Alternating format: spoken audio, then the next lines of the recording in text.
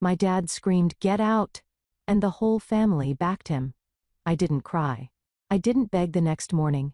I signed ownership of a $95 million private island castle paid in full, and walked away without a single goodbye.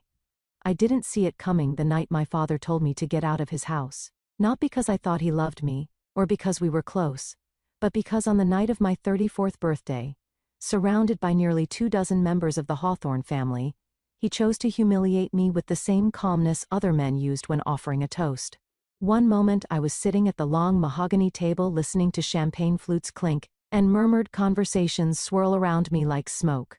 The next, a heavy leather folder slid across the table and stopped against my plate. My father's voice was steady, practiced a weapon he'd honed for decades. "Sign it," he said. "Let's not drag this out." And when I didn't, when I lifted my eyes and told him quietly that I wanted to read what he expected me to sign, his chair scraped back, his fists slammed the table and he shouted, "Get out!" No one protested. Not my stepmother, not my cousins, not a single person who had shared my birthday meal. There was only silence, thick and obedient, as if they had all been waiting for this moment. I didn't cry, I didn't beg. I simply stood pushing my chair back into place with care because someone should at least try to keep the night from breaking entirely, and walked away from the family that had always looked at me like an inconvenience dressed in skin. The room behind me erupted into soft whispers as I crossed the dining hall, but none of them dared to speak loud enough to stop me.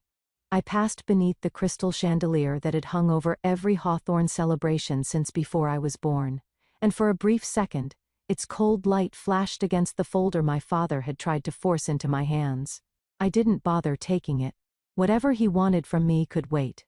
The long hallway leading toward the front doors felt colder than usual, though the house was kept at a temperature that never changed. My heels clicked against the marble floor, echoing back at me like a metronome, counting down the last seconds of a life I was no longer expected to live. I could still feel the weight of every stare at my back, every judgment that had been cast on me since childhood. Though no one ever said the truth aloud, I was the Hawthorne who didn't fit their mold, the one who made them uncomfortable, because I refused to fold myself into their expectations. My father's voice didn't follow me, and that more than anything confirmed what I already knew. This wasn't a moment of rage. It was a decision. I reached the foyer and slipped into my coat, smoothing the lapels with unsteady hands. My stepmother Elaine watched from the doorway of the sitting room. Her arms crossed elegantly, her eyes cool and satisfied. "This should have happened years ago," she murmured. I didn't give her the dignity of a response. Some people carve themselves into your history not because they matter, but because they want you to remember their cruelty. Outside, the night air had teeth. It bit at my cheeks, sliced through the thin silk of my dress. Snow drifted lazily from the sky, the kind that looked beautiful, until it settled into your bones. I breathed it in, feeling strangely lighter the farther I stepped from the doorway. In the driveway, my car was waiting beneath one of the old iron lamps that lined the front circle. I clicked the remote and watched the headlights blink awake, cutting two soft paths across the snow. I should have gotten in. I should have driven away without looking back. But something tugged at me, some sense that the night was not finished with me yet. At first I thought my eyes were playing tricks on me. A man stood near the edge of the property just beyond the stone gate, half hidden in shadow. He wasn't moving. He wasn't smoking or checking a phone or pretending to be doing something else. He was simply watching. I froze. My breath fogged the air. When I blinked, he was gone. It didn't make sense, there was nowhere for him to vanish to, but the space where he'd been was empty. A sharper chill worked its way through my ribs. I slid into the driver's seat and exhaled, gripping the steering wheel until my knuckles whitened. The leather was cold against my skin, grounding me enough to turn on the engine. The heater hummed to life, though it would take minutes before the air grew warm. My phone vibrated with message after message, missed calls, voicemails, texts from unknown numbers, but I didn't open any of them. I wasn't ready to know what my father had said into motion. When I leaned forward to adjust the rearview mirror, something caught my eye. A shape? A line? I turned slowly. A black envelope was tucked beneath my windshield wiper.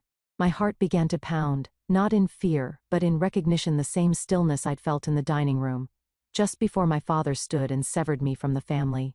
The envelope looked out of place in the snow, its edges crisp, untouched by moisture, as if it had been placed there only seconds ago. I stepped back out of the car and closed the door behind me.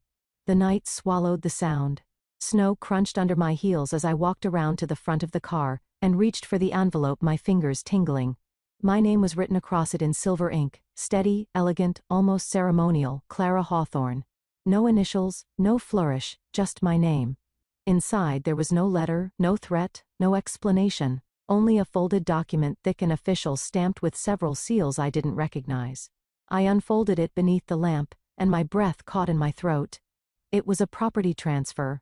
A deed, confirming ownership of a private island and the castle built on its cliffs, valued at $95 million, and every line of the document named me, Clara Hawthorne, as the sole and legal owner.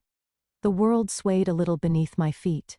Snowflakes melted against the paper, and still I stared at the words, as if they might rearrange themselves into something more believable. I looked up at the gate again. The man was not there.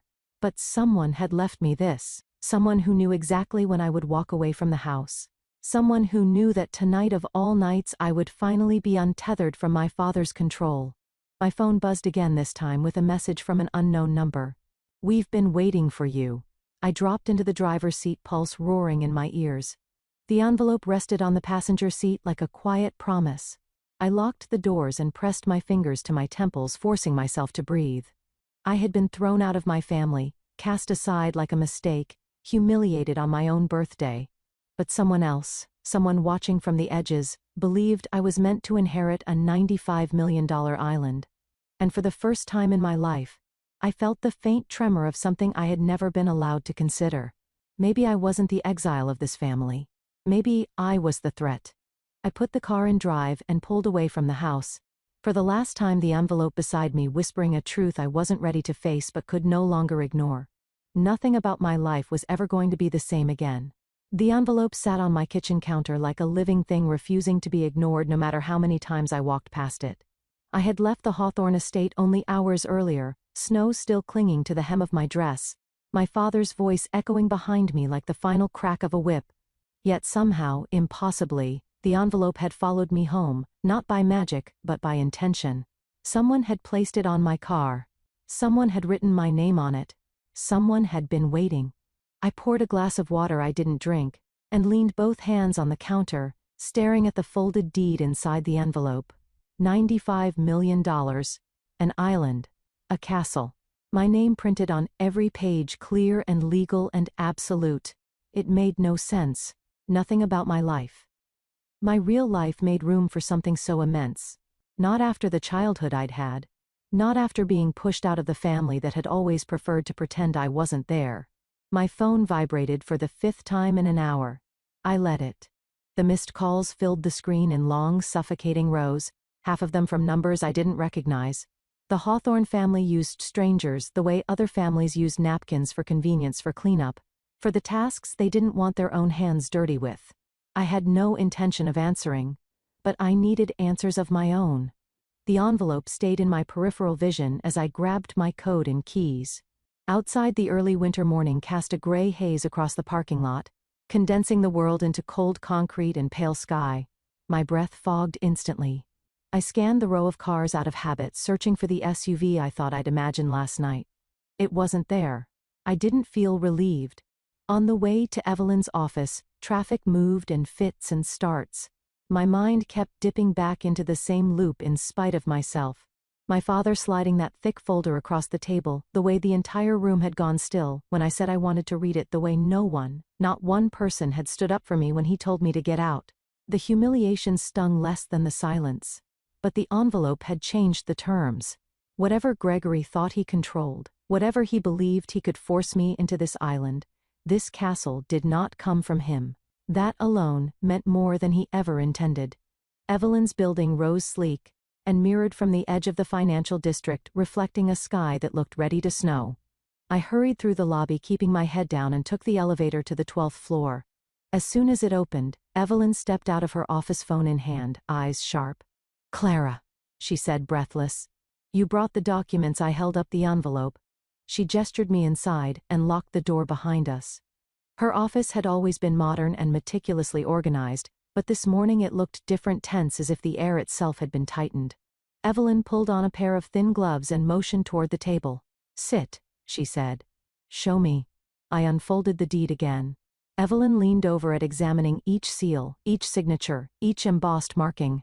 Her finger paused over the stamp in the lower corner. This isn't counterfeit, she murmured. And it isn't local. She tapped the seal. It's international.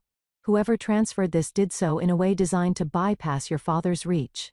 I swallowed hard. Is that possible? For most people, no. Evelyn straightened. For someone with advanced planning access and intent, yes. She pointed at a line near the bottom. And look, this wasn't deposited into a trust your family controls. It's a protective transfer, triggered by a specific event. What event? Her gaze met mine, and for a fleeting second, I saw the woman who had been my only real ally in the Hawthorne world. The one who had given me advice, even when she knew it would make Gregory furious. The expulsion, she said. It activates if you are formally or publicly expelled from the family. The room swayed. I forced myself to sit back, gripping the armrests. You're telling me, I said slowly, someone set up a $95 million property transfer in case my father ever kicked me out? Yes, Evelyn said, and only in that case. I stared at the ceiling, then at the envelope, then at her. Who, that she said, is what we need to find out. She pulled up a secured window on her computer and entered a multi-step verification code. The screen displayed a web of documents and encrypted notes. The transfer came from something called the North Star Trust, she said. It's not a standard trust. It's what we call a silent structure. Hidden founders, sealed courts, minimal transparency. Almost no one uses trusts like this anymore. They're expensive and complicated. So someone spent a fortune setting this up, I said. More than a fortune, Evelyn corrected.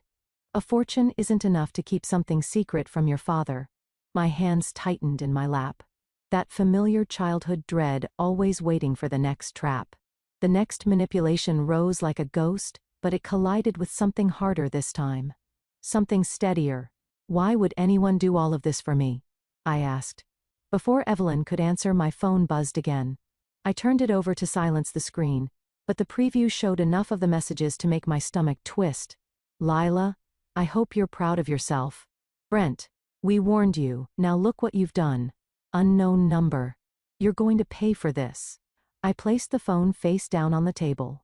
It started already, Evelyn murmured. What has the smear campaign? She sighed. Your father wasted no time. He's claiming you stole confidential documents and threatened the family with exposure. None of it will hold up. But in the short term, it creates noise. My throat tightened. He wants to discredit me. He wants to isolate you, Evelyn corrected. He wants to make sure that when you try to defend yourself, you'll have no credibility left. I shook my head. Odd timing then, that I apparently own a castle. Evelyn actually smiled at that, an exhausted, reluctant smile. Well, she said, let's make something clear. If you went to court tomorrow with this deed, you would win. The transfer is airtight. Gregory has no legal claim to the island. Then he'll try something else, I said. He already is. Evelyn tapped the screen. A timestamp flashed. This, she said, is access history. Someone checked the status of your trust activation 2 days before you were expelled. My breath stopped. 2 days, I asked. But no one was supposed to know. Exactly, she said. Which means someone inside the legal system deliberately flagged the trust for your father or for someone working with him. I rubbed my forehead. So he knew this would happen. He suspected, Evelyn said, and he wanted to beat the outcome before it arrived. I leaned back again, letting the weight of the truth settle. My father hadn't just lost control of me last night. He had been preparing for the moment for years, trying to make sure that if I ever slipped out of his grasp, he could ruin me before I realized I had power. But someone else had been preparing too. Clara, Evelyn said softly. There's something else. She reached into the envelope and lifted a smaller folded sheet I hadn't noticed. It was sealed old-fashioned with a small wax emblem pressed at the top. The wax symbol was sharp, precise, familiar in a way that made my skin prickle. What is it? I whispered. A letter addressed to you? Evelyn said. From the original founder of the trust.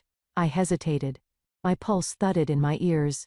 Open it, she urged. but my fingers hovered above the seal without breaking it.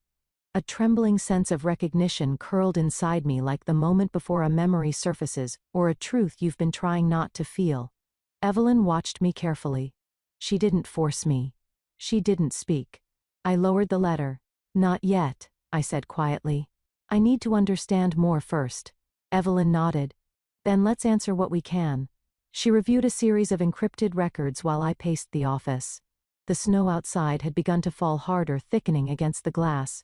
The city below looked blurred, distant, unreal. When she finally turned back to me, her expression was somber.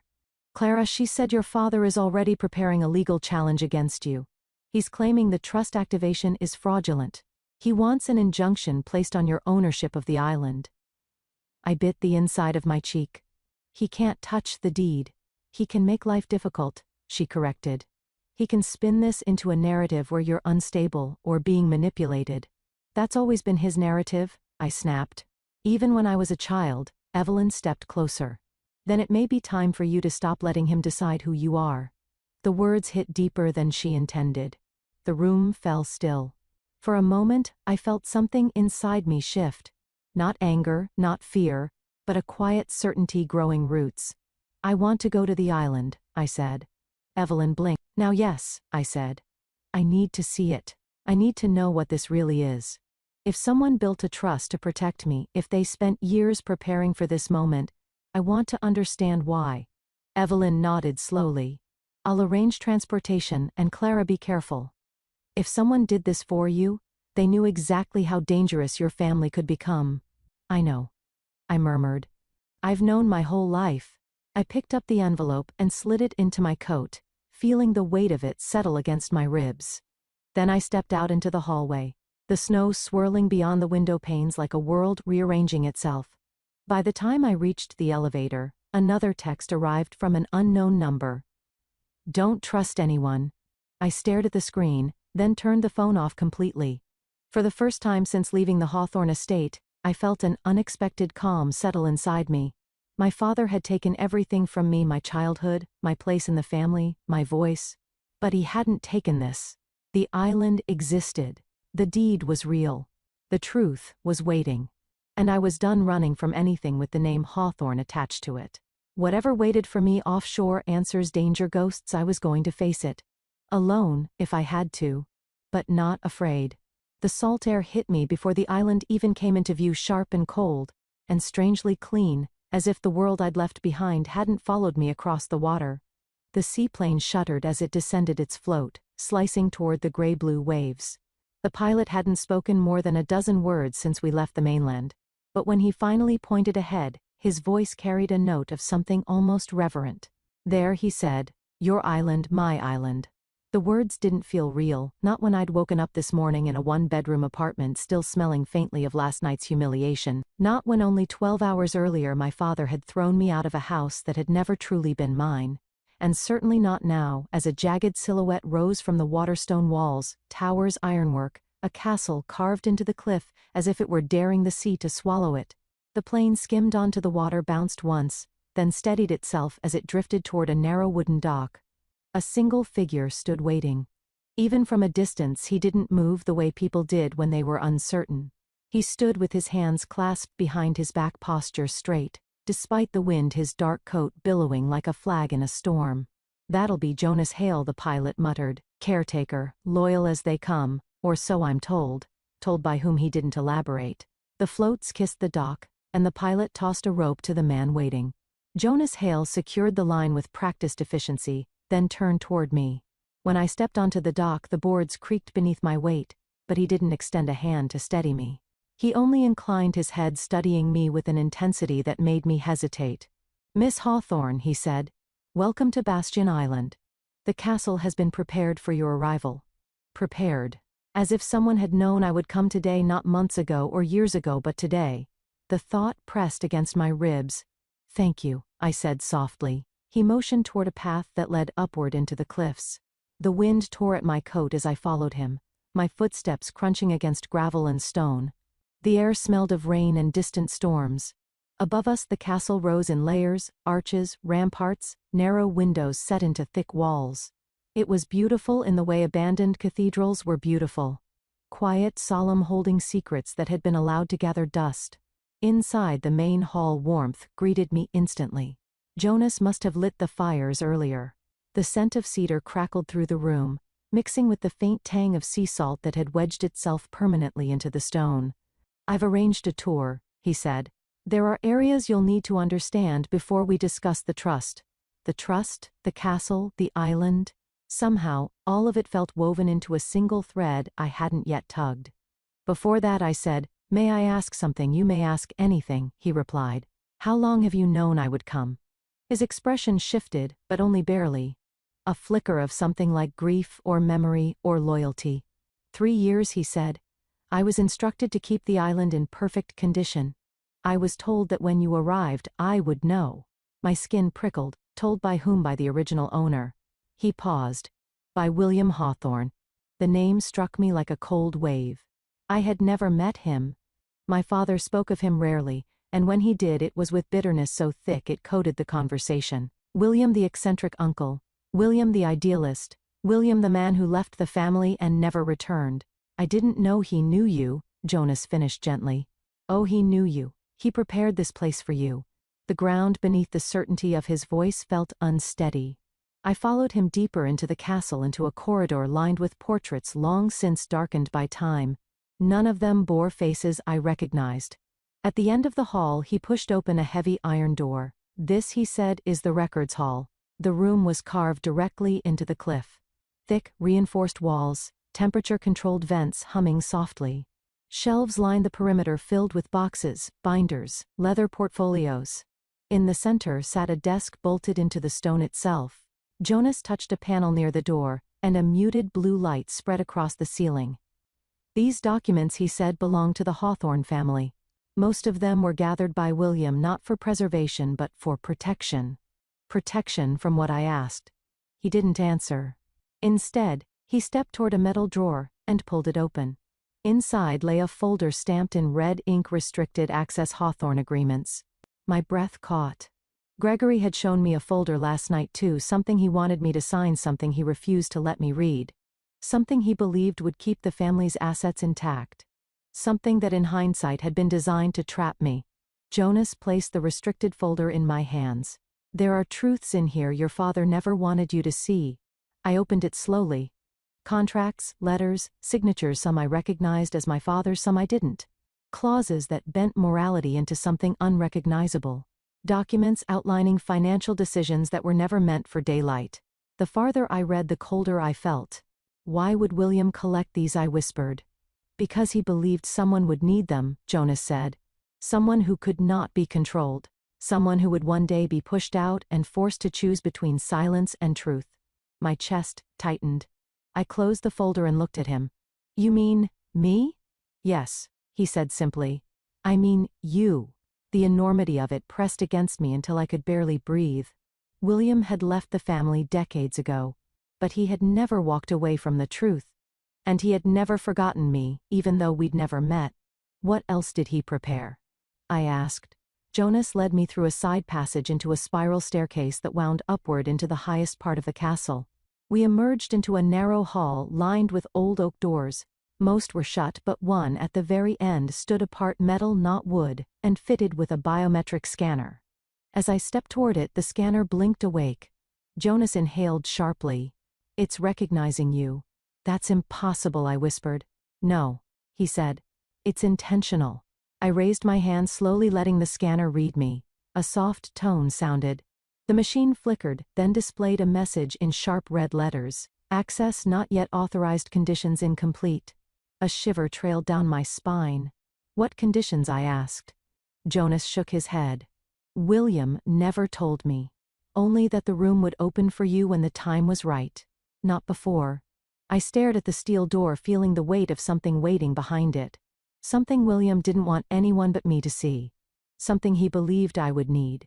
Before I could ask more, an alarm chimed across the hallway. Low, steady, unmistakably mechanical. Jonas pressed a hand to his earpiece, listening. When he looked at me, his expression had shifted into one I'd only seen on men who knew danger intimately. "There's a vessel approaching the island," he said, "unidentified." It's not local. My throat tightened. Could it be the same people following me? Possibly. He moved toward the stairs. The security perimeter picked them up 10 minutes ago. They're circling the island. I followed him down through the castle, each step heavier than the last. We reached the main hall, where a large display screen showed the radar feed. An oblong shape moving steadily in the water, too close to intentional. They aren't broadcasting identification, Jonas said. Family, I asked. Jonas hesitated. Your father doesn't handle his own surveillance. But Hawthorne Corporate Security? Yes, they've done far worse than this. I pressed a hand to my chest, trying to quell the rising panic. They had found me. Already. Less than 24 hours after Gregory threw me out of the house, his reach was curling its way across the sea toward the one place I thought might be safe. What do they want? I asked. Jonas met my eyes with an honesty that felt like truth and warning wrapped into one. They want control, he said, and they want whatever William left behind for you. The wind howled against the castle walls, rattling old iron fixtures. Somewhere in the distance, a gull cried out. The approaching vessel continued its slow, predatory circle. I tightened my grip on the envelope tucked inside my coat. I had been humiliated, exiled, pushed out. But this was new. Someone had protected me for years. Someone had built a castle and a trust and a hidden vault of records.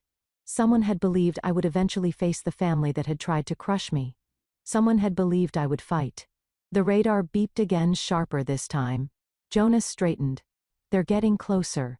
I looked at the castle around me, cold stone, flickering torchlight walls built to endure storms far older than me, and something inside me studied. Let them come, I said.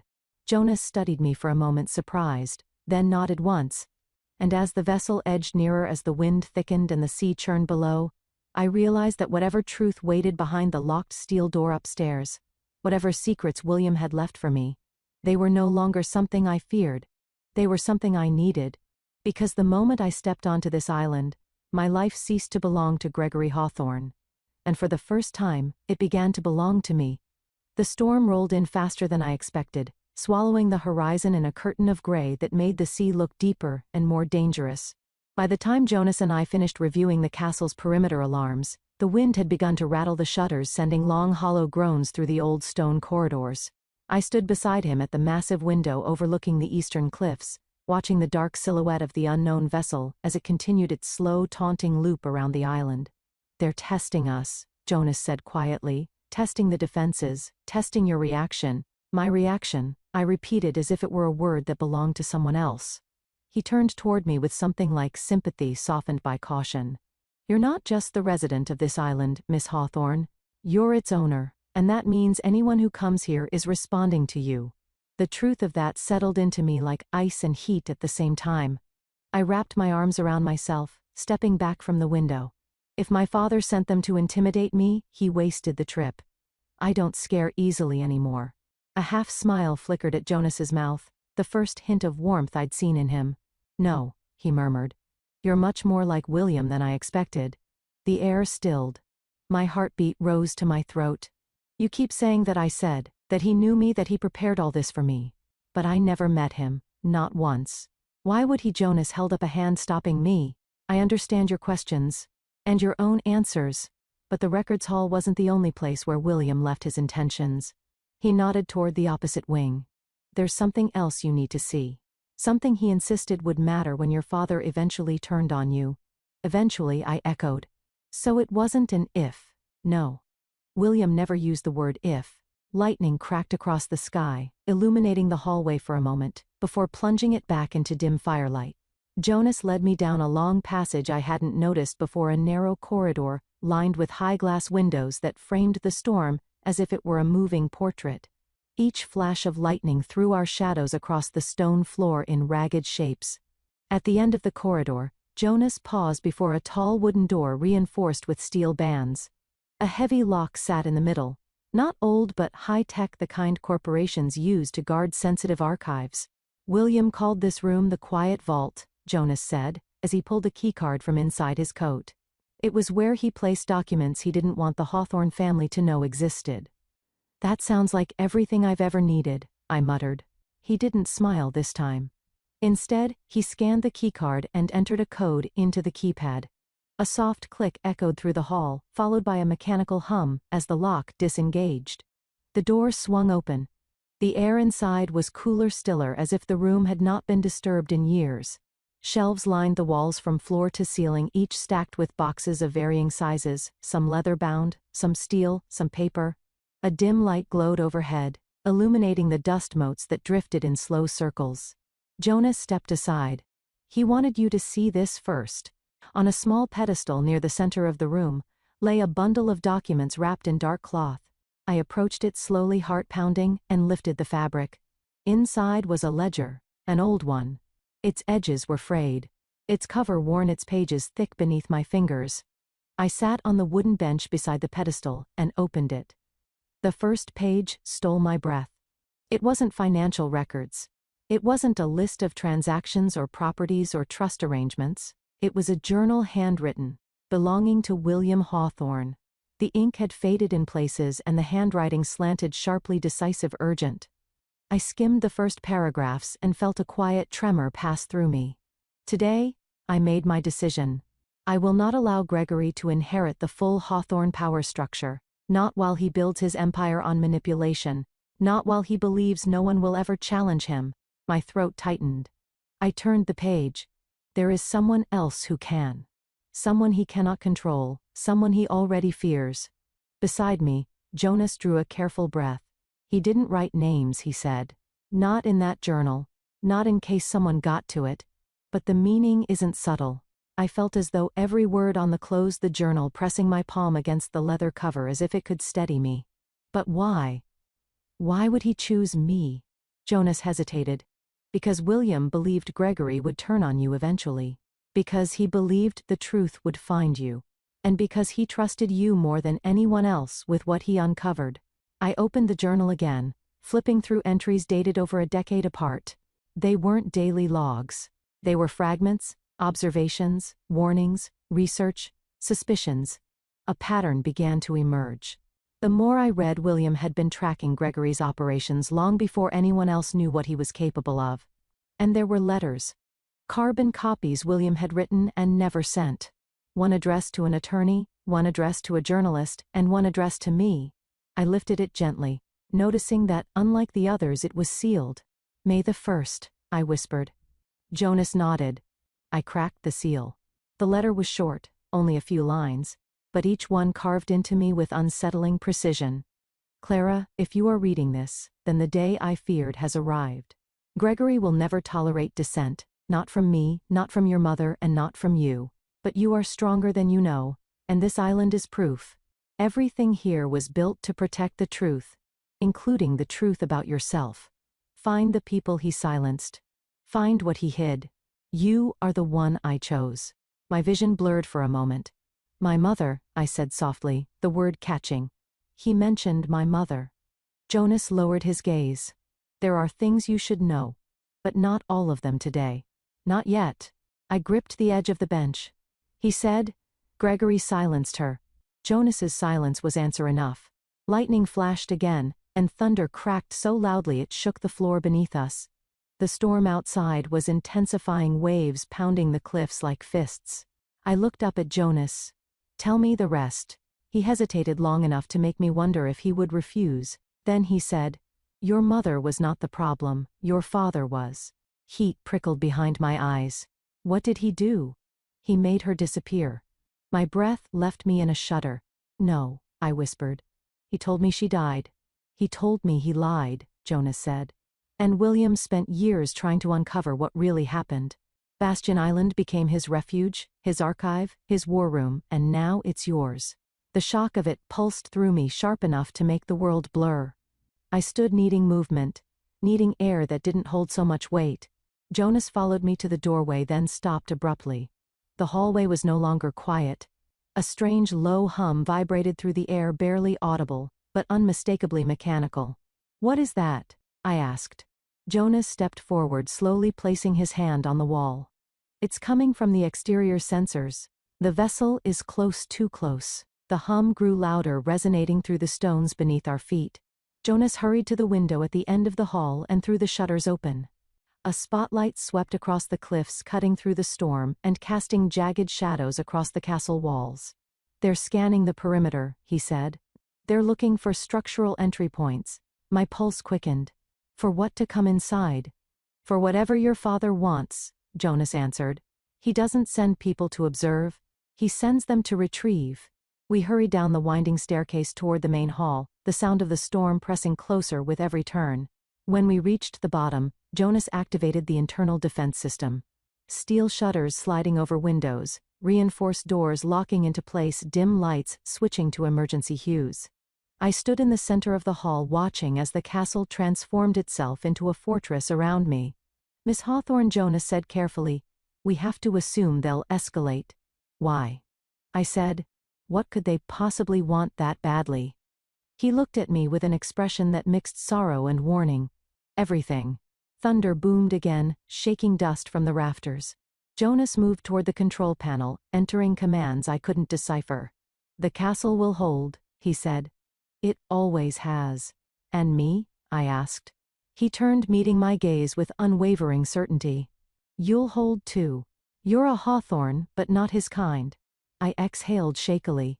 The storm slammed against the window panes.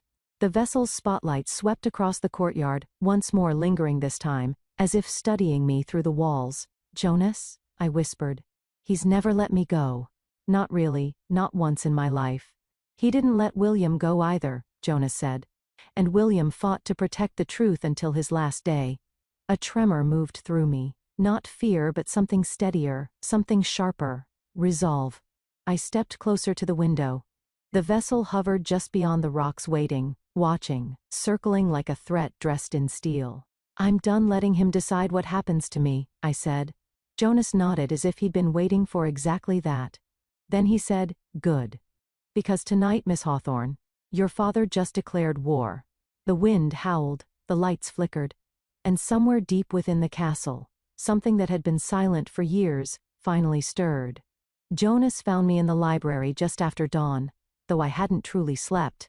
The storm had quieted sometime in the early morning hours, leaving behind a strange stillness that felt heavier than the wind itself. The fire had burned down to embers, casting only a faint orange glow across the carved bookshelves and the worn leather armchairs. I sat curled near the fire with William's journal in my hands, tracing the slanted handwriting until the words blurred. Everything I had read pressed against my ribs, warnings, observations, suspicions, all of them orbiting the same truth. William had been preparing for the moment Gregory would turn on me long before anyone believed he could. Jonas stepped inside and lowered his voice. "Miss Hawthorne, we should talk." I looked up at him, unsure how much of the exhaustion was visible on my face. "About the vessel partly." He hesitated, "Mostly about something else." He motioned toward the small table beside me where a tray of tea sat untouched. I set the journal aside and followed him deeper into the library. It was vast with tall windows that framed the gray morning sea. Jonas stopped near a corner lined with old nautical maps and gestured for me to sit. "You asked yesterday why William trusted you," he said. "The truth is, he didn't only trust you, he believed in you. He spoke of you often, even long before you were old enough to understand what the Hawthorne name really meant." I blinked. "You knew him well."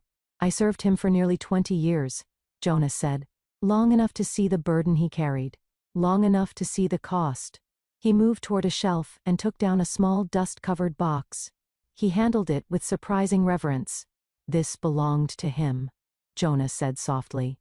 "He asked me to give it to you when the time came." "When the time came," I whispered. "What does that mean?" He opened the box.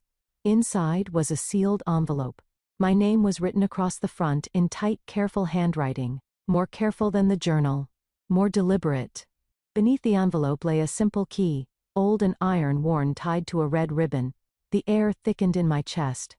"This was left for me?" I asked. "Years ago," Jonas said, "long before William vanished." The word vanished struck me like a cold blade. No one ever explained what happened to him. "No," Jonas said, "because no one knew." Thunder didn't shake the castle this morning, but something inside me felt just as unstable. I slid my thumb beneath the flap of the envelope and unfolded the letter. "Clara, if you are holding this, then my absence has lasted longer than I intended. There are truths in this place that belong to you and you alone. Truths. I could not speak while your father's influence still reached this far. Trust Jonas. Trust the island. But above all, trust your instinct. It will protect you when the people who should have done so failed. William, I stared at the ink until it began to waver. Why didn't he come back? I asked quietly. Why did he leave all of this to me instead of staying to protect it? Jonas's expression shifted. Pain, memory, something deeper. Because your father made this place too dangerous for him to return. And because William knew that one day you would need a refuge he no longer had. The room seemed to shrink around me. I ran my fingers over the key, feeling its weight. What does it open? I asked. A door he never allowed anyone else to enter. Jonas gestured toward the far corridor. William's private study. I stiffened. The one connected to the sealed wing upstairs. Yes. I rose from the chair, gripping the key so tightly the edges pressed crescents into my palm. Jonas led me out of the library through the torch-lit hallways up the winding stone staircase until we reached a narrow landing just beneath the highest tower. A door stood there, wooden, reinforced with bands of dark metal. Its surface gouged in places, as if someone had tried once long ago to pry it open. This is it, Jonas said. My breath shivered in my chest. I lifted the key, slid it into the old iron lock and turned it. The mechanism clicked with a low, ancient groan. For a moment, nothing happened. Then the door swung open on its own weight. William's study was nothing like I expected. It wasn't grand or intimidating. It wasn't filled with artifacts or expensive furniture. It was human. A small writing desk covered with papers, a cracked leather chair, sketches of architectural plans pinned to the far wall, and everywhere across the desk, the shelves, even the floor, were stacks of folders tied with twine. This is where he spent his last days on the island, Jonas said quietly. Before he disappeared. Something inside my chest tightened. What was he working on? Preparing, Jonas said. Documenting and searching for evidence your father tried desperately to erase. I stepped deeper into the room and felt a faint draft brush my ankles. The air smelled faintly of cedar and dust. My eyes drifted over the pinned diagrams, blueprints of the island, layers of notes scrawled in the margins. One phrase repeated itself across several pages. Emergency vault successor, access only. My skin prickled. Successor, meaning me. Jonas nodded. William designated you long before the trust was activated. He believed you would inherit not just the island, but his fight. The weight of that settled on me like a second spine, heavy, necessary, impossible to shrug off. I knelt beside a stack of folders and opened the top one. Inside were photographs, grainy surveillance images of my father entering a building I didn't recognize. My breath caught. The next photo showed him leaving with a briefcase. The next one, a handoff between him and a man whose face was partially obscured. What is all this? I whispered. Jonas crouched beside me. Evidence. Of the people Gregory used. The money he moved. The threats he made. My head began to swim, and William kept all of this hidden. He had to, Jonas said. Your father would have destroyed every shred of it. I flipped through page after page, and with each one my stomach knotted tighter. I'd suspected that Gregory had done terrible things, but seeing it laid out so plainly felt like plunging into ice water. And I understood something then. The island wasn't a gift. It was a shield. As I turned the final page, a small scrap of paper slipped free and fluttered to the floor. I picked it up. A single line was written in William's hand. She must find the truth before he does. I breathed. Who? But before I could finish the question, Jonas stood and motioned me toward the desk. There's more. He opened the bottom drawer and removed a sealed envelope marked with my initials. Inside sat a smaller notebook, thin, leather-bound, and filled with sketches of a woman's face. The sketches were hauntingly familiar.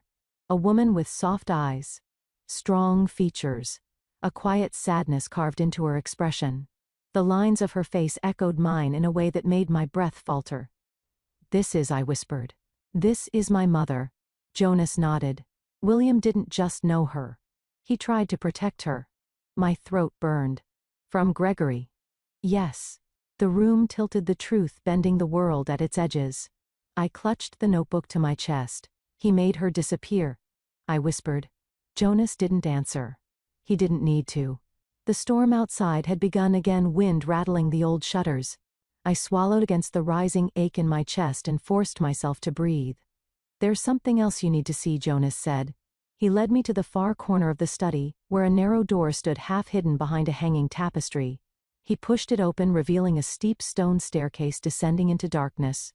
This leads to the sub-level, he said. To a room William designed after your mother vanished. My pulse thrummed painfully in my ears. For what? For secrets, Jonas said, and for protection. We descended into the dim stairwell, each step colder than the last. When we reached the bottom, Jonas lit a lantern and held it up, revealing a vault-like door with a biometric scanner and an old-fashioned lock.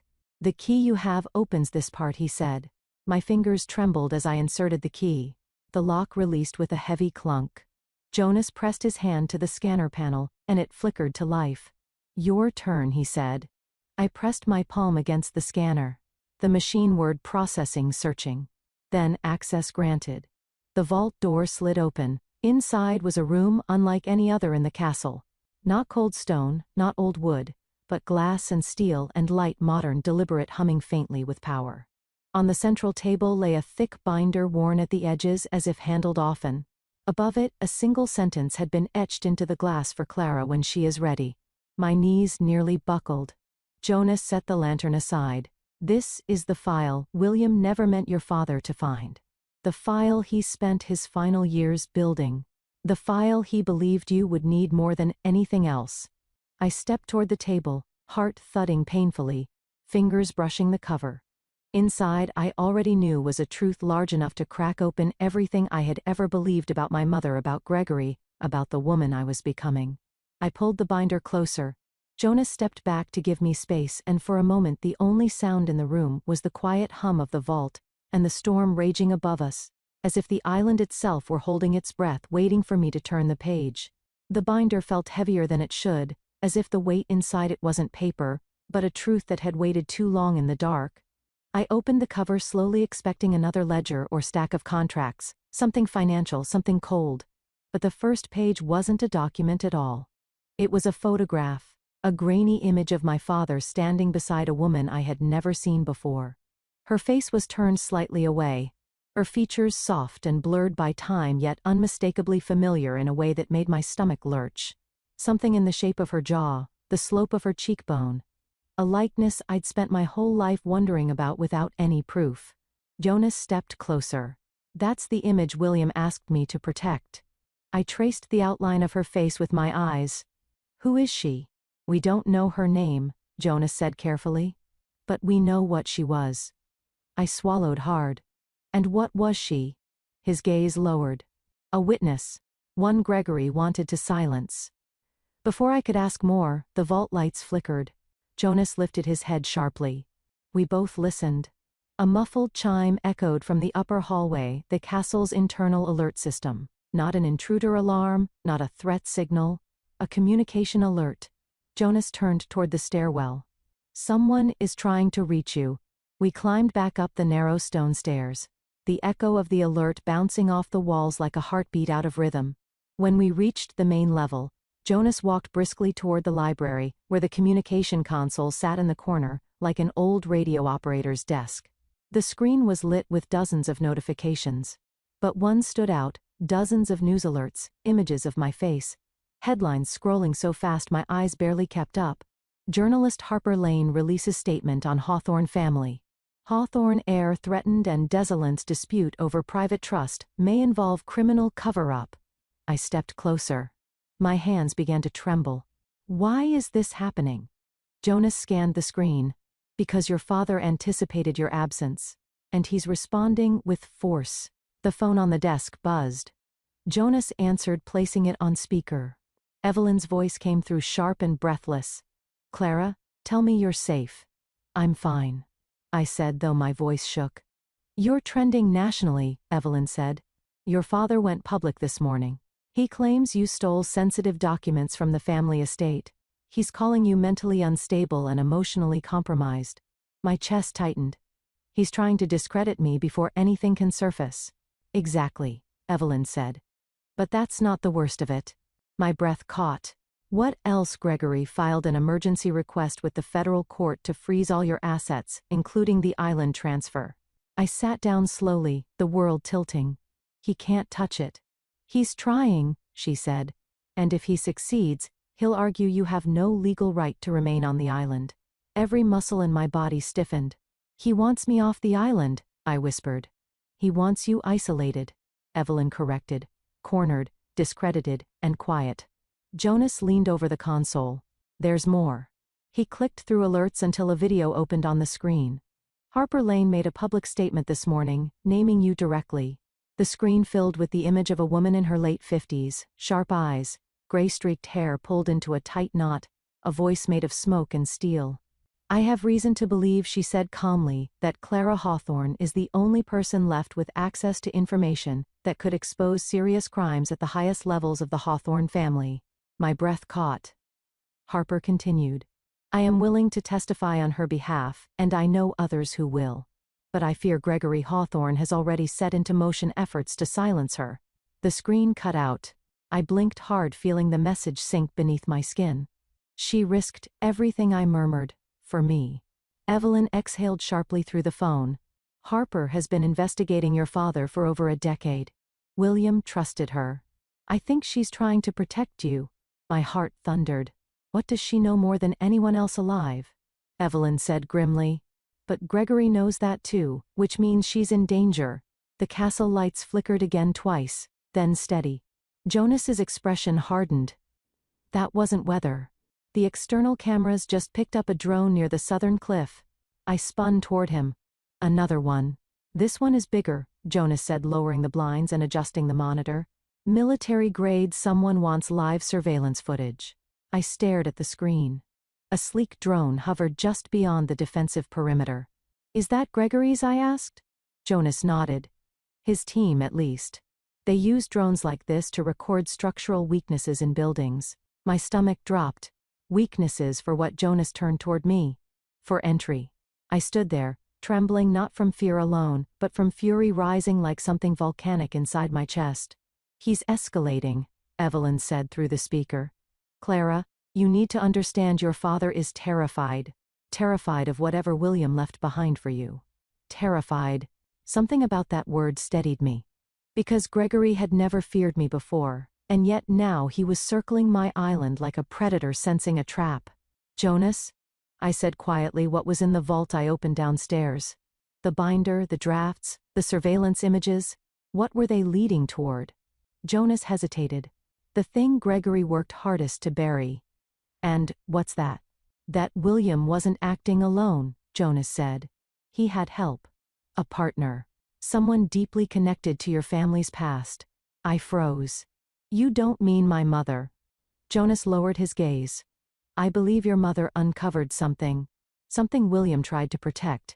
Something Gregory could never allow to become public. A chill cut through me, sharper than the wind outside. The drone's hum grew louder, vibrating the windows. I pressed a hand to my forehead. So, my mother. She wasn't just a victim. No, Jonas said. She was the key. My throat tightened. And that's why she disappeared. Jonas nodded once. The drone shifted direction. Evelyn's voice sharpened. Clara, listen to me. Your father isn't trying to scare you off that island. He's trying to retrieve whatever evidence William hid there and destroy it before you find it. I closed my eyes. In the darkness behind them, a single phrase from William's journal rose like a ghost. She must find the truth before he does. When I opened my eyes, they felt different, clearer, sharper, alive, with something Gregory had never allowed me to feel: purpose. Jonas, I said quietly, we're not running. No, he agreed. We're getting the drone trace a slow circle over the crashing waves. He wants to bury the truth, I whispered. But I'm done being buried with it. For a moment, no one spoke. Then Evelyn said almost reverently, Clara, William would be proud. A lump formed in my throat. I blinked it away and straightened. What's our next move? I asked. Jonas tapped a few buttons on the console. The drone's image zoomed in. We let them watch. We let them think they're approaching freely. And then I whispered. A small, unexpected smile curved his mouth. And then we show them that you're not the girl your father threw out of his house. The drone circled again, its shadow sweeping across the cliffs like a threat. But for the first time, I didn't feel threatened. I felt ready. The email arrived just after sunset, chiming softly on the console in William's study. So soft I wouldn't have noticed it if the room hadn't been silent. Jonas and I had spent the last hour reviewing aerial footage of the drone's movements, searching for a pattern. A weakness. Something that might tell us what Gregory intended next. But when the alert sounded, Jonas stopped mid-sentence. "That signal," he said quietly. "It's internal." I crossed the room and stared at the glowing screen. The sender field was a name I hadn't seen in over 2 decades yet. I recognized it instantly from the letters in William's journal. William Hawthorne. My heart stuttered, disbelief rising like a tide. "Jonas, he's gone." He didn't have access to email. Jonas stepped closer. He set automated triggers. If certain conditions were met, messages would send on their own. I clicked the message before I could lose my nerve. "Clara, if you're receiving this, the truth about my death has begun to reveal itself." My throat tightened around the breath I tried and failed to draw. "He's dead," I whispered. "He's been dead for years." Jonas didn't look away from the screen. He never confirmed he was alive. He only disappeared. "But this," I said, fingers shaking. "This sounds like he knew something would happen to him." Jonas's expression was solemn. He knew Gregory. The message had a single attachment, a file locked with an encrypted code. When I tried to open it, the system denied me instantly. Verification required testimony holder ID. "What does that mean?" I whispered. "It means Jonas said someone else must be here." Before either of us could speak again, a tremor passed through the castle. Not from the sea, not from the drone. A distant thrum of rotors, a helicopter. Jonas's eyes widened, then narrowed. No one authorized a landing. We ran. Down the staircase, through the corridor, across the upper hall. The wind roared against the windows, shaking glass in their frames. When we reached the balcony overlooking the courtyard, the helicopter was already descending toward the landing pad. A smaller private aircraft, older model, painted in faded green and white. Jonas leaned forward. "That's not Hawthorne's security. That's a press aircraft. Mid-90s build." The name clicked in my mind before he said it. Harper Lane. I exhaled sharply as the helicopter touched down, sending loose leaves skittering across the stones. A woman emerged, tall, silver-haired, wearing a dark coat that flapped wildly in the wind. Even from a distance she radiated purpose. Harper Lane moved toward the castle with the steadiness of someone who had outrun danger before. "She came," I whispered. "She actually came." Jonas nodded, still tense. "Then William chose her for a reason." We met her at the entrance. Up close, Harper looked older than she appeared on television. The lines around her eyes deeper, but her presence was sharper, almost electric. She extended her hand without hesitation. "Clara Hawthorne." I swallowed. "Ms. Lane Harper," she corrected. "I've waited a long time to see you." Her grip was strong, anchoring. When she entered the castle she paused, as though taking in every detail, its architecture, its shadows, its secrets. "I knew this place existed," she murmured. "But I didn't know William gave it to you." "How did you know him?" I asked. She glanced at Jonas. He nodded once as if granting silent permission. Harper motioned us toward the library where she sat in one of the high-backed chairs. When she finally spoke, her voice carried the weight of years. "I was an investigative journalist when William reached out to me. Your uncle was trying to expose a charity fraud linked to your father. He needed someone who wasn't afraid of the Hawthorne name." My breath hitched. "Charity fraud," Harper nodded. "Millions redirected, families ruined, and every thread led back to Gregory Hawthorne." I felt cold. "William tried to stop him." "He did more than try," Harper said. "He documented everything. Money trails, shell companies, threats, meetings in the dead of night." My pulse quickened. "And my father." "Your father," she said, carefully threatened every witness who would have testified. William knew he was next.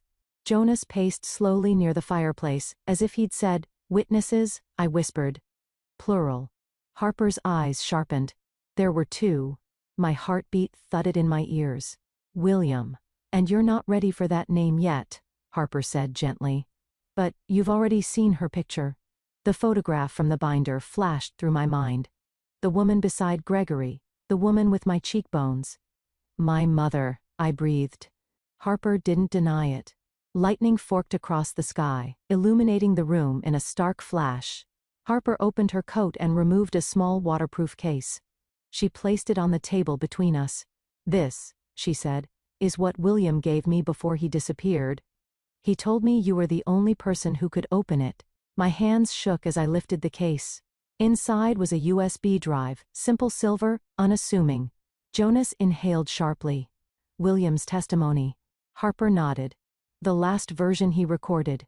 The one that names your father directly." The room throbbed, with silence. "Why didn't you release it?" I asked. Harper's voice turned quiet. "Because William told me not to. Not until the Hawthorns turned on you. He believed your exile would signal that Gregory had begun the final stage of whatever he planned." A chill rippled through me. "And he wanted me to finish what he couldn't." Harper met my eyes. "Yes." Jonas approached the console and inserted the USB drive. The screen flickered, then demanded secondary authentication DNA key required. Harper's brow furrowed. "That's new?" Jonas nodded. "It means William locked the final testimony to DNA from the Hawthorne bloodline." I stared at the screen, throat tight. "Mine," Jonas hesitated. "Possibly." Or the implication hit me before he said it. "Gregory. What would he need my father's DNA for?" I asked. "To prove the accusations," Harper said softly. "William didn't want the truth to be deniable. He wanted evidence that tied directly to Gregory." My hands curled into fists. "So I can't open it." "Not alone," Jonas said. "But William wouldn't have left this without a way." Harper leaned back, eyes narrowing in thought. "He always built contingencies, hidden paths, substitutions. Think, was there anything else he left for you? The letters, the key, the study, the vault, the second sealed room I couldn't enter, the room upstairs, the biometric door labeled for successor access." I stood abruptly. "There is something." Jonas straightened. "The locked wing." Harper rose too. "Show me."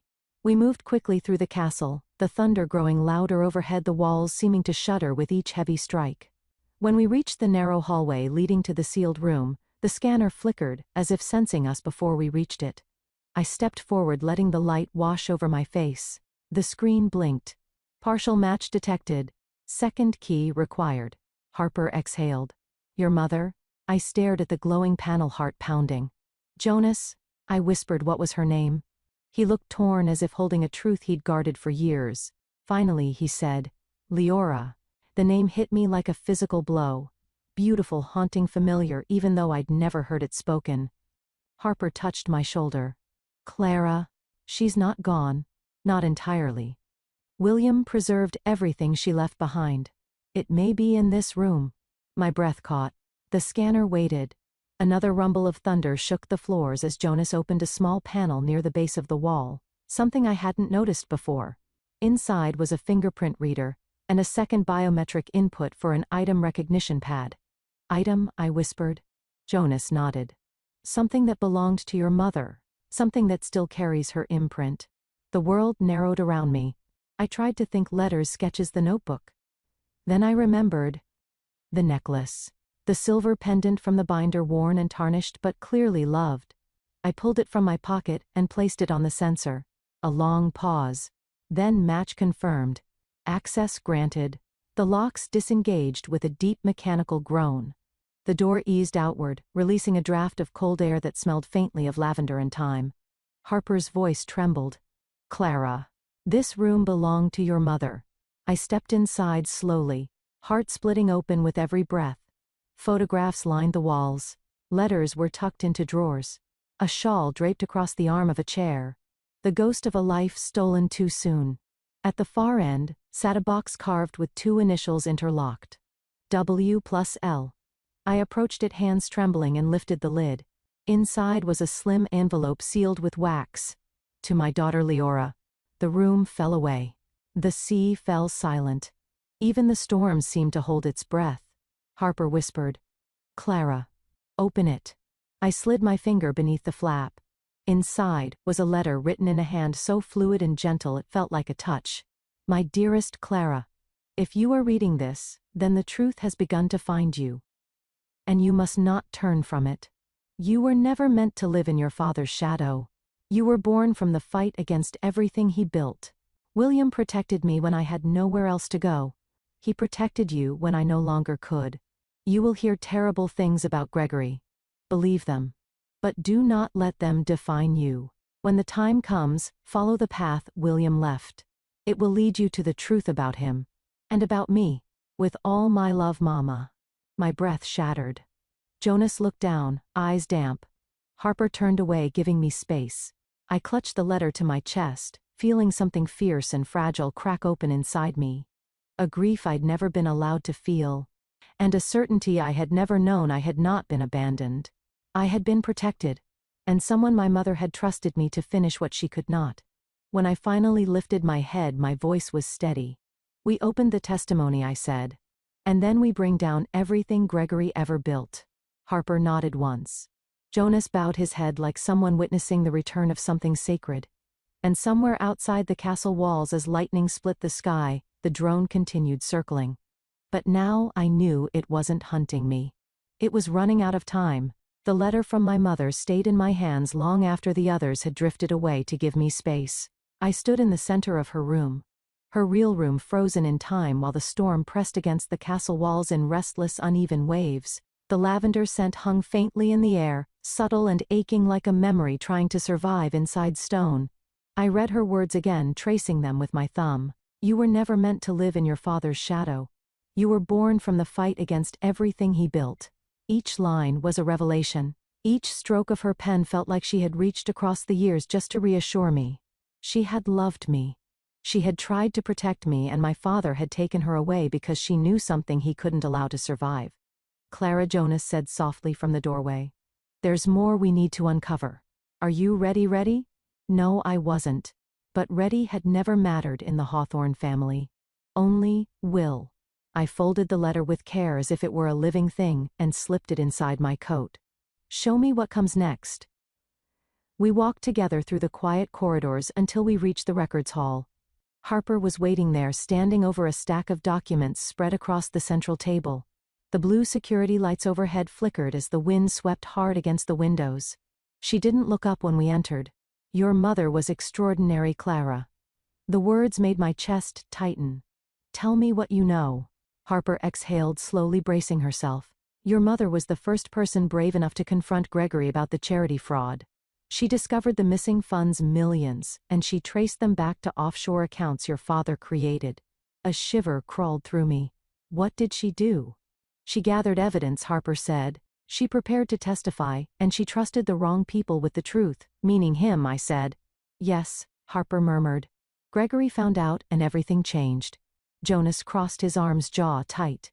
William told me some of what happened, but never enough. He said Leora had to leave. That staying meant certain death. My throat closed painfully around the truth. He threatened her. He threatened both of you, Harper corrected gently, and he nearly succeeded. The room felt colder. I pressed my palm against the table, grounding myself. Harper, I said quietly, why do you think William trusted me to finish this? I didn't know him. I didn't know any of this. She finally looked at me. Really looked, because William saw strength in you long before you knew it was there, and because your mother asked him to protect you if anything happened to her. The words hit harder than any storm outside. I turned away, trying to breathe through the burn in my eyes. The truth was unraveling faster now, threads snapping free from knots that had held them for decades. Show me what William left, I whispered. Harper nodded and gestured toward a thick folder marked Q, or Zorro Savemban. Jonas brought it forward and set it gently on the table. Inside were transcripts, surveillance logs, bank transfers, and handwritten notes. But one page stood out. A copy ran my fingers across the page. She gave this statement, I asked. No, Harper said. She never got the chance. I swallowed. Then how did William get it? He reconstructed it, Harper replied. Based on the records she left behind, her notes, her interviews with victims of the fraud. He tried to preserve her voice. A tremor rippled through me, part grief, part something far fiercer. Why would he do all of this alone? I asked. Jonas answered softly. Because no one else could be trusted. The lights above flickered again.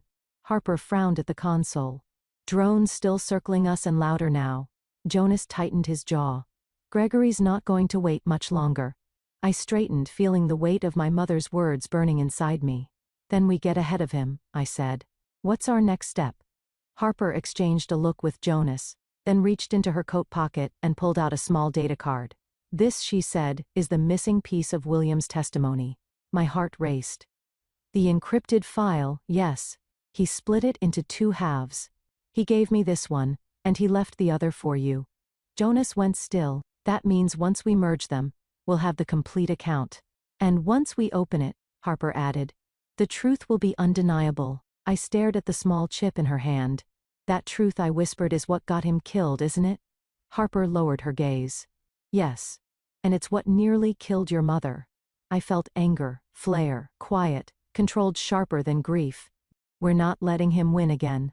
Harper nodded. Then you need to understand what the testimony contains. William recorded not only the fraud, but the attempted murders tied to it. I felt the ground tilt. Attempted murders, multiple, Harper said. Witnesses who disappeared. Accountants who drowned in supposed boating accidents. A charity worker who fell from a balcony. All ruled accidents. But William investigated each one. My skin prickled with cold. And he tied them all to Gregory, I said. Harper hesitated. Not all, but enough to expose a pattern. I sank into a chair, absorbing the enormity of it. My father wasn't simply cruel or controlling. He was dangerous, a man who destroyed lives to protect his empire. And I, his daughter, was now the one William had trusted to bring the truth to light. Clara, Jonas said gently, you're shaking.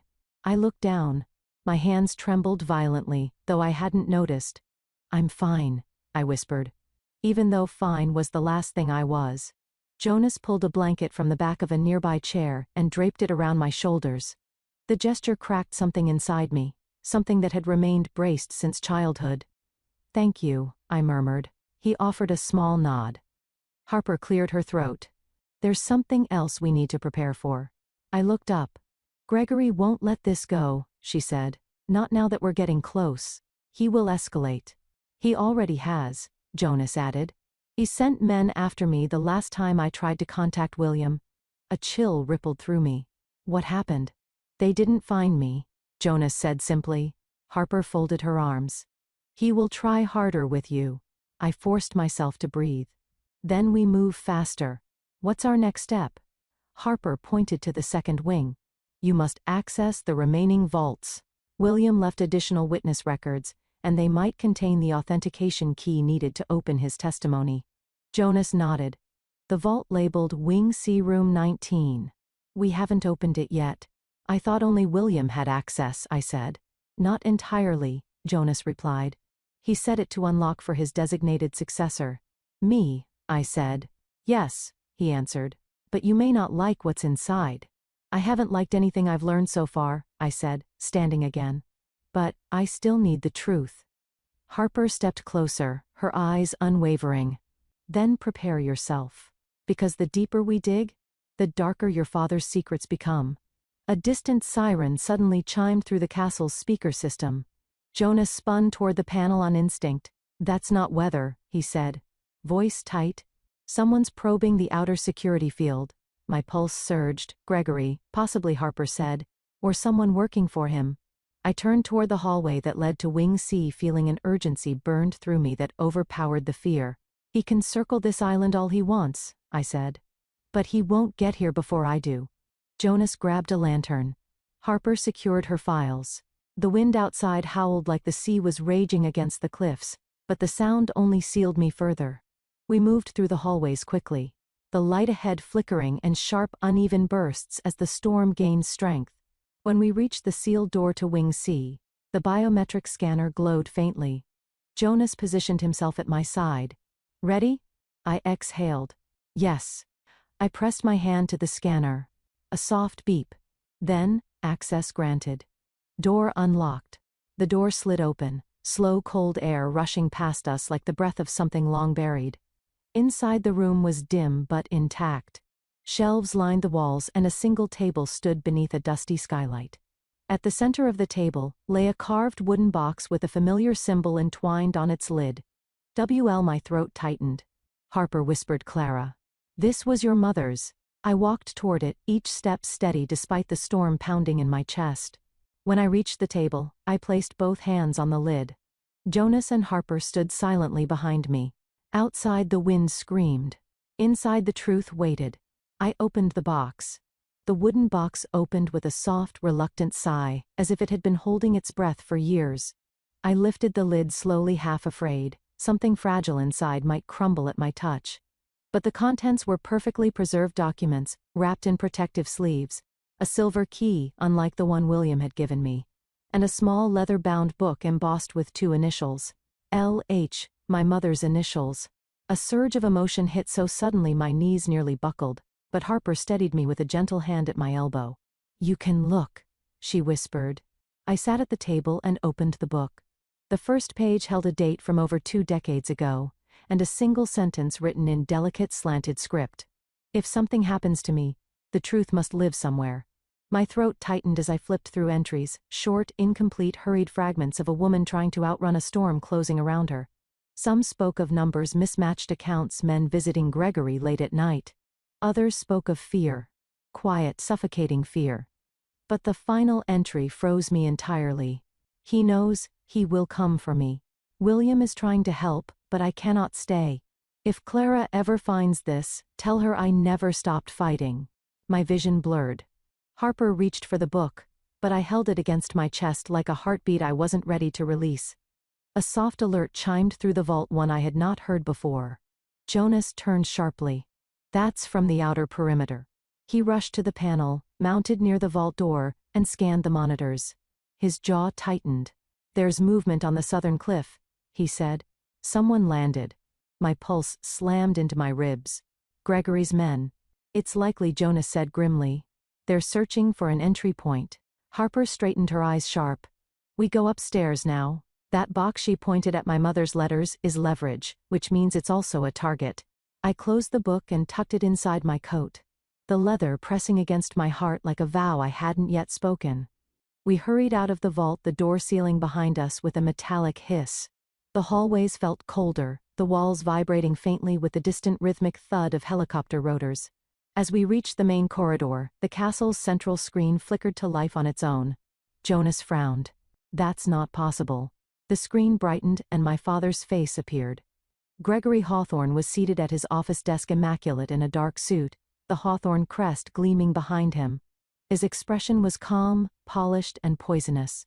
My dear Clara, he began, his voice smooth, falsely affectionate. I hear you've isolated yourself on a piece of property that doesn't belong to you. I stiffened instinctively. Harper muttered. He's gone public. Gregory continued. Your behavior has raised concerns among family, friends, and legal partners. We fear you've fallen under the influence of individuals who seek to exploit you. I urge you return home. Let us help you before things escalate further. He smiled. It didn't reach his eyes. The transmission ended abruptly, and the castle lights flickered with the sudden silence. He's setting the stage, Harper said softly, painting you unstable, alone, manipulated. My stomach twisted. Preparing the public for something. Yes, Harper said. So when he moves against you, no one will question it. A low buzzing sound filled the air, different from the helicopter, different from any storm.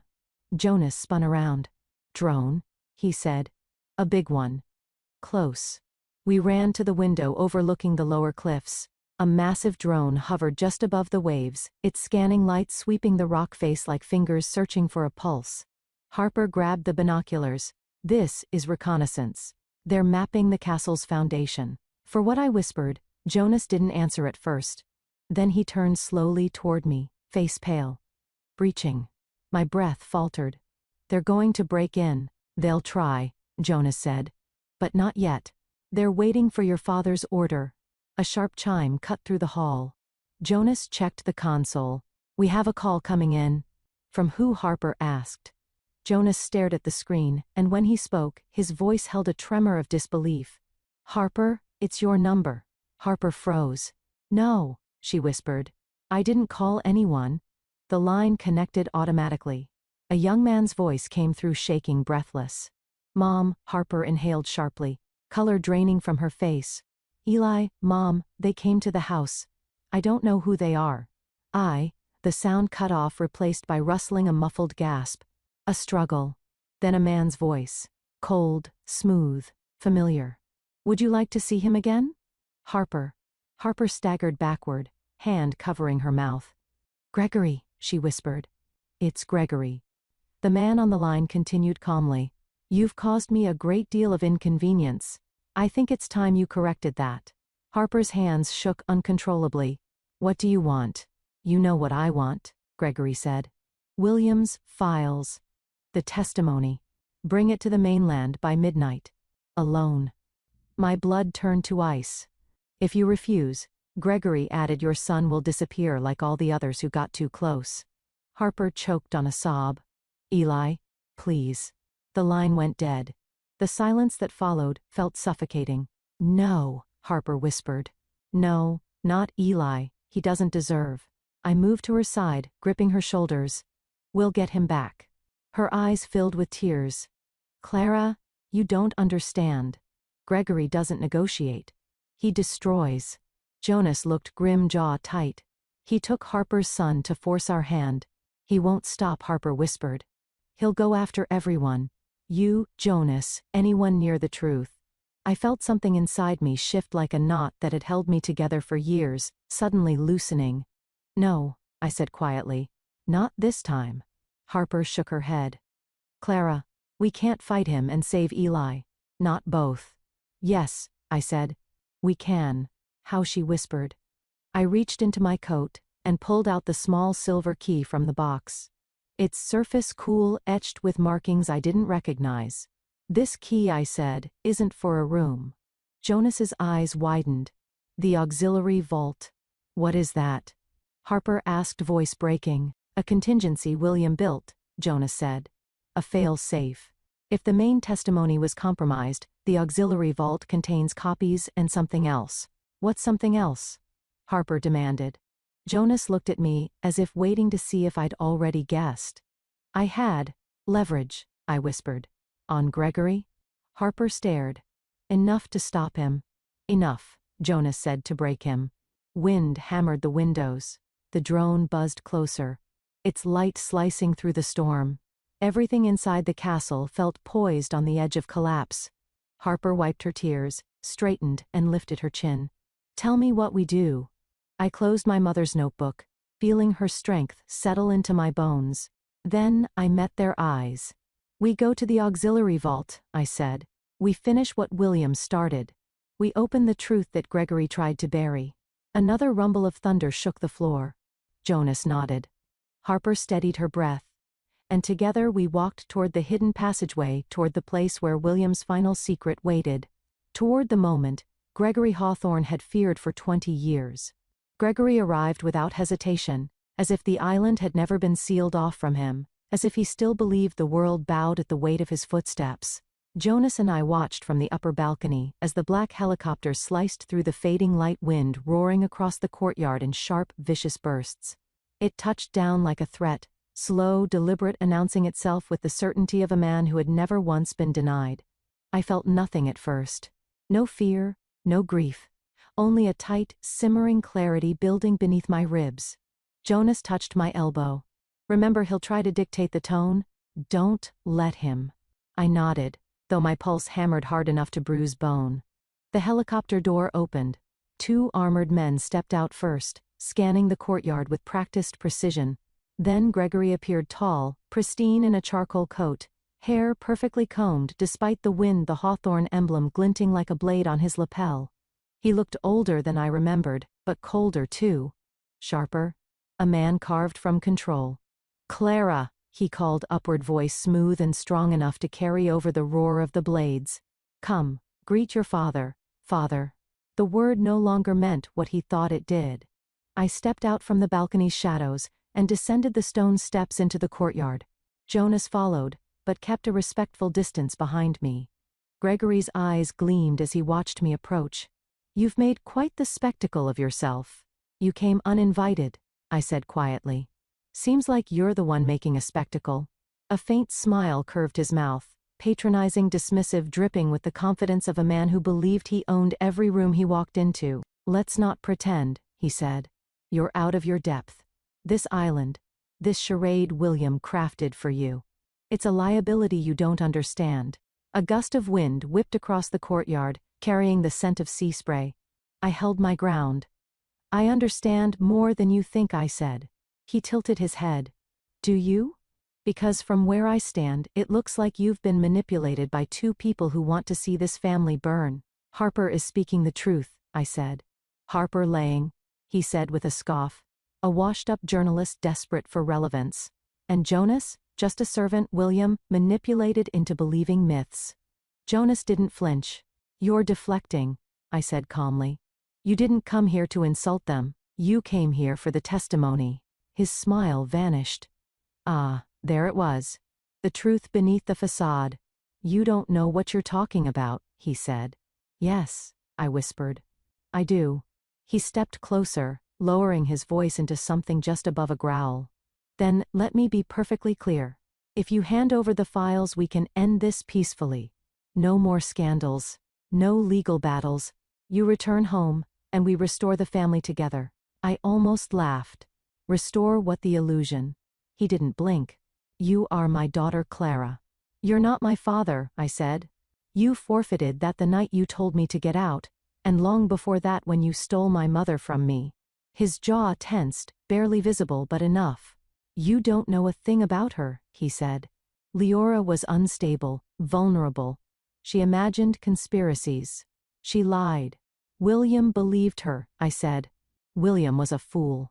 He died for what he knew. Gregory's eyes flashed with something unmistakable fear. It was brief, controlled, but real. You have no proof, he said. I stepped forward until only a few feet separated us. I have everything. William's notes, my mother's records, and his voice on testimony naming you. His breath stilled.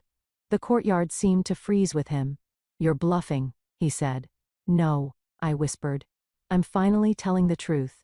He looked past me toward the helicopter, toward the castle, toward the wings where secrets he had buried were beginning to resurrect themselves. The confidence that had carried him onto the island began to fracture. He motioned sharply to his bodyguard, who stepped forward carrying a silver briefcase. Open it, Gregory ordered. The guard set the case on a stone bench and unlatched it.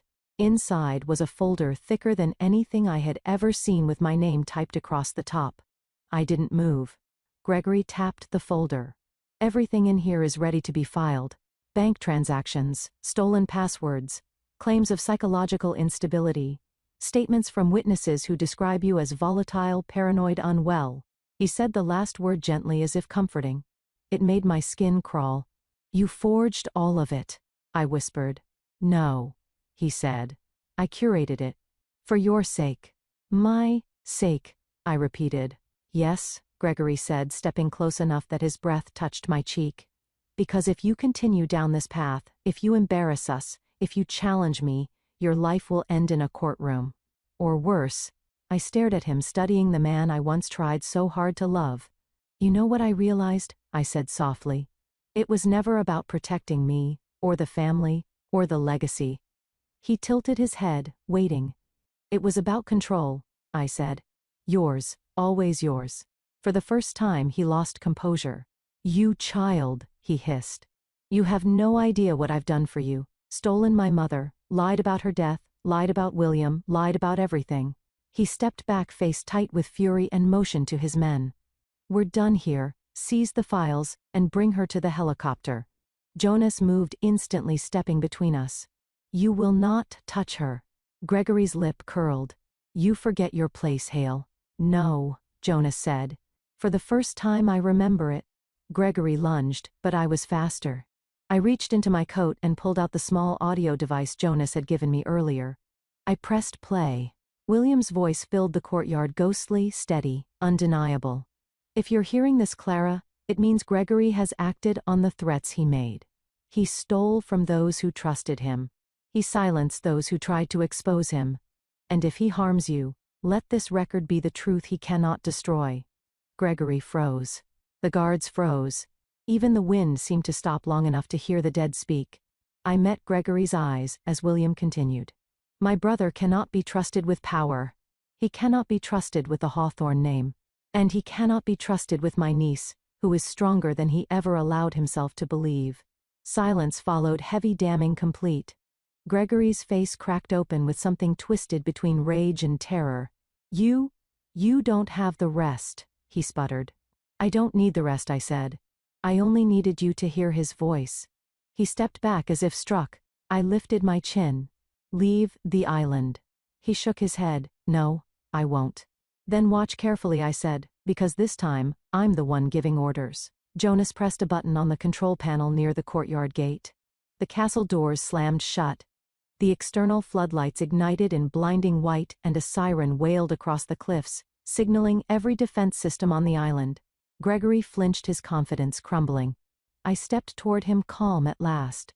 You're afraid, I whispered, not of me, of the truth, of what William left, of what my mother knew. Gregory's voice cracked. You think you've won? No, I said. Winning comes later. This is only the beginning. He made one last desperate motion toward the briefcase as if reclaiming it might salvage something. Jonas grabbed him by the arm, not violently, but with a certainty that stopped Gregory cold. Your time is up, Jonas said. Gregory's gaze darted between us, calculating, unraveling, destroying itself in real time. Then he jerked his arm away and stalked toward the helicopter, signaling his guards to retreat. They followed him in tense silence, understanding the shift in power long before he would accept it himself. The helicopter lifted into the stormy sky, moments later swallowed by darkness and wind. Jonas closed the courtyard gate behind us. I didn't move. I stood there long after the last echo of the blades vanished, my mother's letter in my coat, William's voice on the wind, and the truth beating like a second heart in my chest. For the first time in my life, Gregory Hawthorne had looked at me and seen something he didn't understand. Strength. And for the first time I had looked at him and seen something I never expected. Fear. Not of what I had done, but of what I was about to do. Gregory's helicopter had barely vanished into the clouds when the castle's central console began vibrating with incoming alerts, dozens of them flashing red across the screen like a warning heartbeat. Jonas leaned in, scanning rapidly, his brows tightening. He's already moving, he murmured. This level of activity. He's not retreating. He's retaliating. I exhaled slowly. Of course he is. The courtyard still echoed faintly with the thrum of the helicopter blades, but the island itself felt unnervingly still, as if waiting for what came next. Harper hurried into the hall. Her coat, half-buttoned, her expression strained. He's been arrested, she said. Both Jonas and I turned to her sharply. Gregory? I asked. No, Harper said. Not yet. But the federal agents are at his office. They're executing a warrant. This is it, Clara. The moment William spent decades preparing for. My pulse quickened. What triggered it? You did, Harper breathed. The audio file you played, the partial testimony, went viral online. Some reporter must have overheard the broadcast from the island's frequencies. Federal investigators couldn't ignore it. A strange sensation washed through me. Part disbelief, part relief, part terror. Jonas switched the console to the national news feed. There he was. Gregory Hawthorne. Standing in the marble lobby of Hawthorne Tower, surrounded by camera flashes, flanked by agents in dark jackets marked with 3 letters that cut through any pretense. He wasn't being dragged, but he wasn't walking freely either. His jaw clenched. His hands trembled just enough to betray everything his arrogance tried to conceal. Gregory Hawthorne has been taken into federal custody, the reporter announced. Charges include embezzlement, fraud, collusion, and obstruction of justice. More charges may follow, Harper whispered. It's starting. I didn't speak. I watched. I watched the man who had shaped my childhood with fear and manipulation try to shield his face from the cameras. I watched him stumble as an agent guided him toward the waiting vehicle. I watched the illusion of invincibility slip from his shoulders like a dying ember. And for the first time I felt something unexpected. Not triumph, not vengeance, but release. Harper placed a hand on my back. Clara, he can't hurt you anymore. But part of me didn't believe that, not fully, not yet. Gregory's power had never lived only in money or influence. It lived in the people he controlled, the lies he crafted, the shadows he cast. Let's finish it, I whispered. Jonas nodded already, switching to the encrypted upload terminal William had installed decades earlier. "The evidence is ready," he said. "But once we send it, there's no going back. It will all become public record." "That's the point," I said. We gathered everything William had left: documents, recordings, contracts, transcripts, my mother's notes, her testimony draft, William's final video message, even the files from the auxiliary vault Harper and I had opened the night before. It was enough to dismantle Hawthorne dominance from the inside out, enough to end the lies, enough to end him. Jonas began uploading, 1 file, 10 files, 50 files, hundreds. Each one transferred to the federal repository with a soft chime that echoed through the hall. Harper watched the screen, her breath shallow. This will expose every shell company, every bribe, every offshore fund. He can't deny any of it, not with his own signatures on half the documents. My chest tightened, remembering the years I'd begged Gregory for the truth about my mother. The way he'd stared at me with cold disappointment whenever I dared to question his narrative. He had stolen my mother, he had tried to steal me, and William, who had never owed me anything, had risked his life to stop him. A final file appeared on the transfer queue. William Hawthorne, last testimony.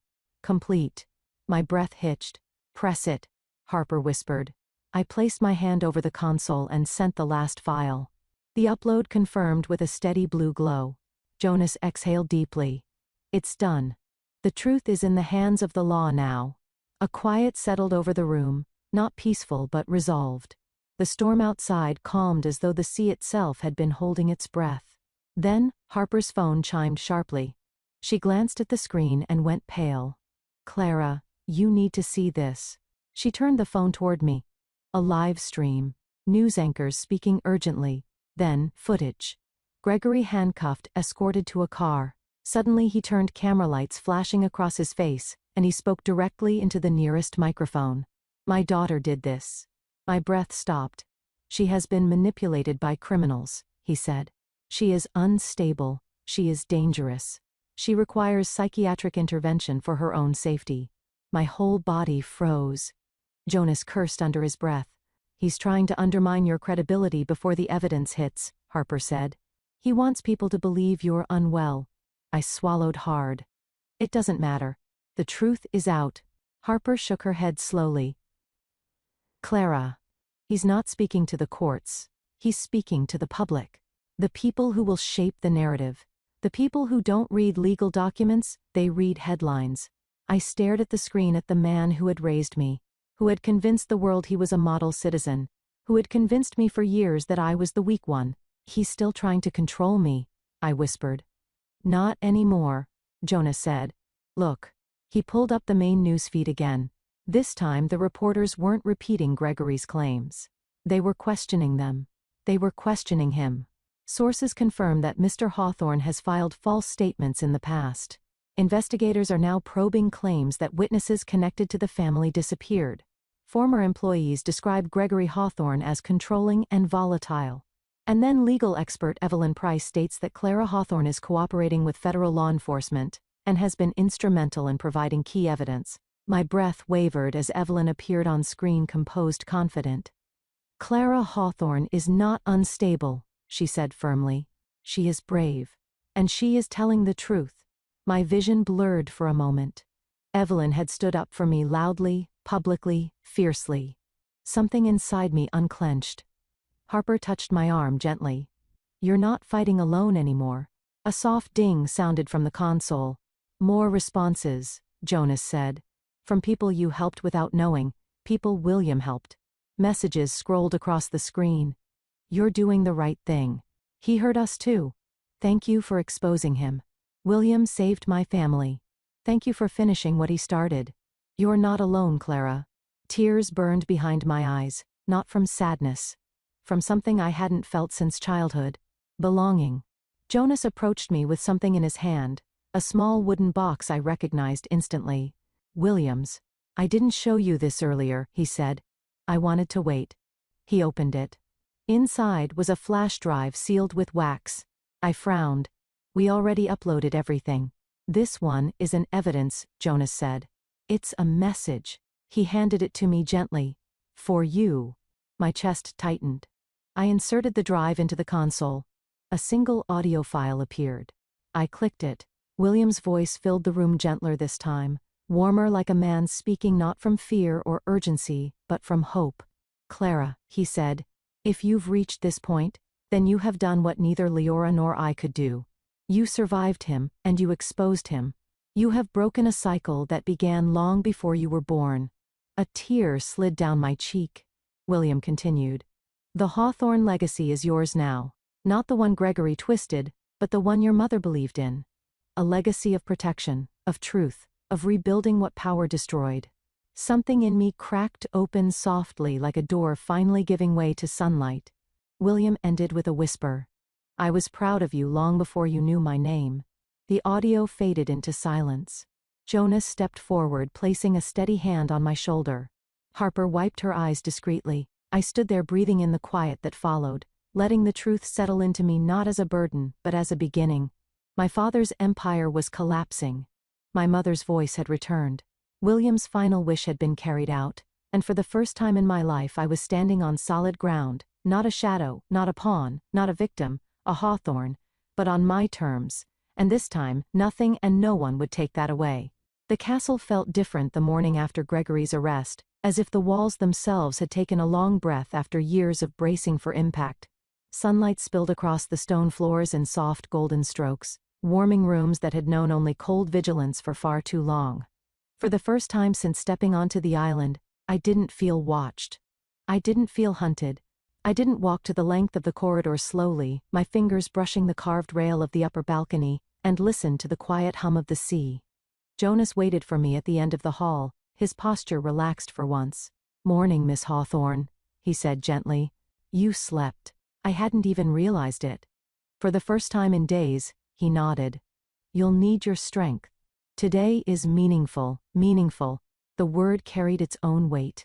Because of William's final message, because of everything Jonas replied, his message, your mother's truth, Gregory's arrest and your future my future. A concept that had always felt abstract, something belonging to other people, other families, other lives. Now it was here waiting behind every door of this island. What did you find? I asked softly. Jonas motioned toward William's study. There's one more file. It was hidden in the system under a secondary encryption key. It only triggered after your testimony upload last night. I followed him inside. William's study looked smaller today, as though time itself had softened its edges, now that the secrets it guarded were no longer shackled. Jonas opened a drawer beneath the desk and lifted out a sealed envelope. To Clara, the front read in William's unmistakable hand. My voice almost broke. He wrote another. Jonas placed it into my hands. It was meant to reach you only after Gregory fell. My pulse stuttered. I broke the seal and unfolded the letter. Clara, if you are reading this, then the truth has carried you farther than fear ever could. You have done what I could not, what your mother attempted, and what your father tried to bury. You have reclaimed your name. Now you must decide what it will stand for. I sank into his chair, the weight of his words settling over me in warm, steady waves. This island was not built to hide from your father.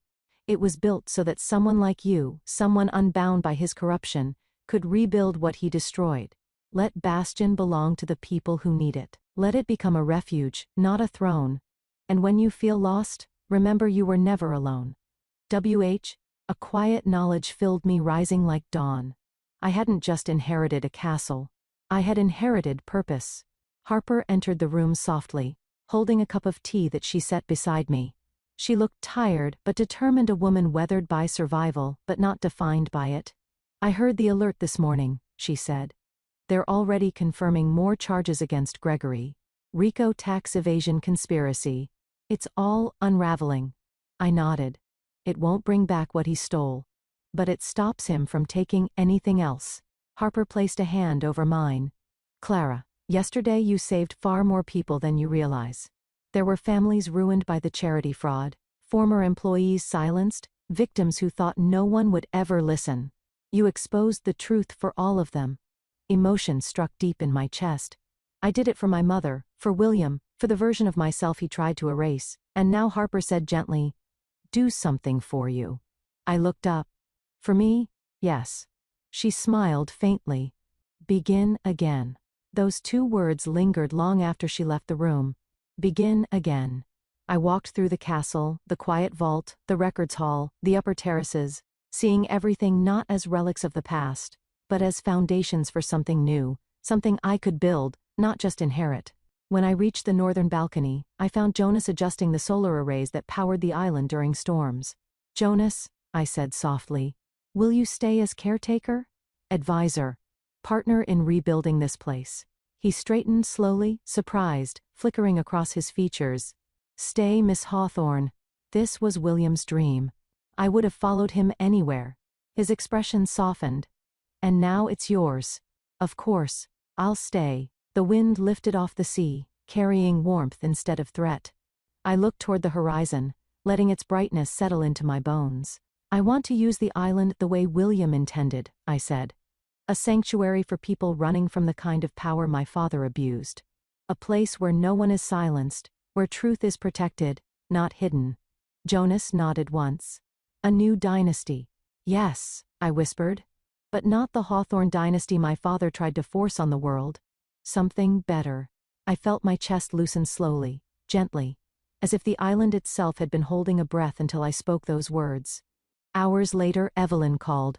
Her face appeared on the screen, windblown from reporters, crowding outside the courthouse. "Clara," she said breathless, "you did it. The prosecutors said your testimony files were the final push. Gregory will be held without bail." I closed my eyes.